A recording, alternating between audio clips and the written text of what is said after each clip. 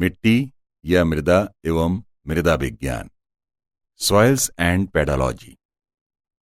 यद्यपि महाद्वीपीय विस्थापन सिद्धांत का अध्ययन करने के पश्चात क्रम के अनुसार अब द्वितीय कोट की स्थलाकृतियों, जिसमें मैदान, पठार और पर्वत आते हैं, का अध्ययन करना चाहिए, किंतु चूंकि इन तीनों स्थलाकृतियों की रचना शैलों से और शैलों की रचना मिट्टी एवं मैग्मा से हुई है, इसलिए हम द्वितीय कोटि की स्थलाकृतियों का अध्ययन करने के पूर्व मिट्टी या मृदा और शैलों का अध्ययन करेंगे। मिट्टी या मृदा। धरातल की ऊपरी परत को मिट्टी कहते हैं, जो चट्टानों के टूटने फूटने एवं वनस्पतियों के सड़ने गलने के फलस्वरूप बनती हैं। अमेरिका के मिट्टी विशेषज्ञ डॉक्टर बेनेट के अनुसार मिट्टी भूपृष्ठ पर मिलने वाली असंगठित पदार्थों की वह ऊपरी परत है जो मूल शैलों अथवा वनस्पतियों के योग से बनती है। उपजाऊ मिट्टी को ही मृदा कहते हैं। मृदा कृषकों की अमूल्य संपदा होती है। सामान्यतया उपजाऊ मृदा की गहराई 3 से 6 मीटर होती है। मृदा या मिट्टी में रंग तथा गुणों के आधार पर भिन्न भिन्न परतें दिखाई पड़ती हैं, जिसे मृदा संस्तर एवं मृदा परिच्छेदिका यानी सॉइल प्रोफाइल कहते हैं। ये मुख्यतया 3 हैं।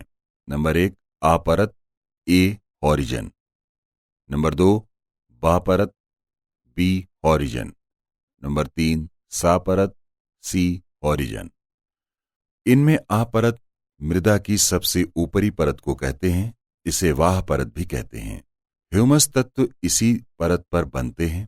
खनिज लवण एवं कार्बनिक पदार्थों से भरपूर होने के कारण पौधों के लिए यह सर्वाधिक उपयोगी परत होती है।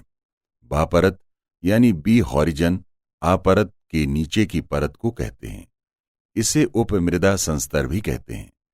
इसमें लौहांश एवं एल्युमिनियम पदार्थों की प्रचुरता होती है। मृदा की सबसे निचली परत को सा परत कहते हैं। इसे मृदा का मातृ पदार्थ यानी पेरेंट मटेरियल कहते हैं। पौधों की जड़ें आ और बा परत में ही होती हैं। मृदा में विभिन्न प्रकार के अवयव उपस्थित होते हैं, जिन्हें 4 भागों में विभक्त किया जाता है। मृदा अवयव यानी कंपोनेंट्स। नंबर 1 खनिज पदार्थ यानी मिनरल मैटर्स, लगभग 40%। नंबर 2 कार्बनिक पदार्थ यानी ऑर्गेनिक मैटर्स, लगभग 10%। नंबर 3 मृदा जल यानी सॉइल वाटर, लगभग 25%। नंबर 4 मृदा वायु यानी सॉइल एयर, लगभग 25%।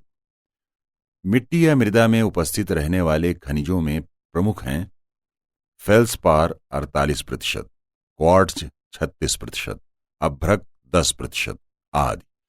मृदा के उपजाऊपन का आधार है ह्यूमस तत्वों की मात्रा यानी ह्यूमस एलिमेंट्स। ह्यूमस तत्व या कृमि तत्व हरे भरे कार्बनिक पदार्थों के सड़ने गलने से बनते हैं। मिट्टी मुख्यतया ह्यूमस तत्वों की उपस्थिति के कारण ही सरंध्र यानी पोरस होती है।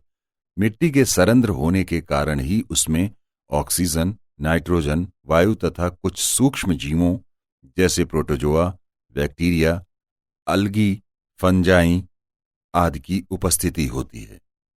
हरे भरे कार्बनिक पदार्थों के ह्यूमस में परिवर्तन के लिए इन सूक्ष्म जीवों की सक्रियता अनिवार्य होती है। ह्यूमस तत्वों का निर्माण। ह्यूमस तत्वों का निर्माण सूक्ष्म जीवों की क्रियाओं से होता है। सर्वप्रथम नम एवं गीली चट्टानों पर मॉस एवं लाइकेन नामक पौधे उगते हैं।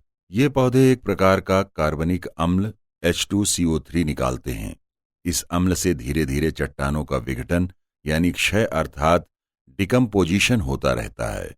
मॉस एवं लाइकेन भी मृत होते रहते हैं, जिनका अपघटन या विघटन यानी डिकम्पोजिशन कवक एवं जीवाणु यानी फंगी एंड बैक्टीरिया करते रहते हैं। ये कवक एवं जीवाणु भी मृत होते रहते हैं। इस प्रक्रिया के फलस्वरूप मिट्टी की ऊपरी परत पर गहरे भूरे या काले रंग का पदार्थ बन जाता है, जिसे कृमि तत्व या ह्यूमस तत्व कहते हैं। इसी की मात्रा पर मृदा का उपजाऊपन निर्भर करता है। पादप पोषक तत्व यानी प्लांट न्यूट्रिएंट्स।